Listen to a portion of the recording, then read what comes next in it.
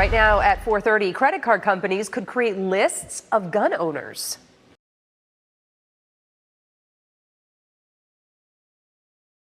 That's the warning from Florida's new Agriculture Commissioner, Wilton Simpson. Today in Brevard County, he proposed legislation he says is necessary to keep that from happening.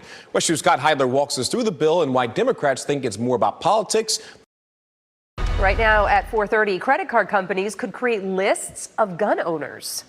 That's the warning from Florida's new Agriculture Commissioner, Wilton Simpson. Today in Brevard County, he proposed legislation he says is necessary to keep that from happening.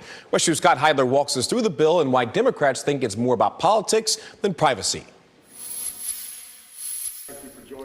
Calling it the Freedom to Buy Act, Commissioner Wilton Simpson chose the Lawmen's and Shooters Supply Company in Titusville as the backdrop for his announcement Tuesday. It's legislation he says will counter what he calls a liberal push for reporting gun and ammunition sales. It's a liberal group that goes around and tries to use backdoor ways to take away our constitutional rights. And this group has asked credit card companies to give an MCC code specifically for people who would buy guns or ammunition. The commissioner just sworn in last week, taking up this effort as gun licensing is under his department. Introduced by Brevard County Sheriff Wayne Ivey, 2 Republican legislators backing the bill flanked him. Commissioner Simpson targets an organization called the ISO. He says they're taking Floridians' freedom away when they buy firearms and ammunition.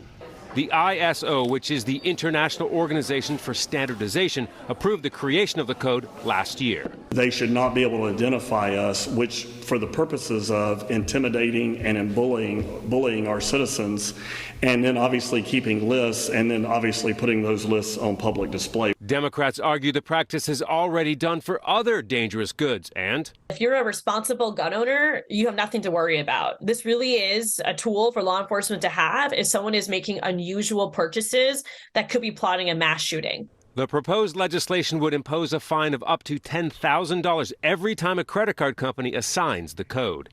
Democrat lawmakers say it's part of a broader Republican move. Because when it comes to issues of gun access, Republicans are often competing for who will loosen the most gun laws. The commissioner says the bill will be filed in the coming weeks. He's hoping to get action on it in this session. In Titusville, Scott Heidler, West 2 News.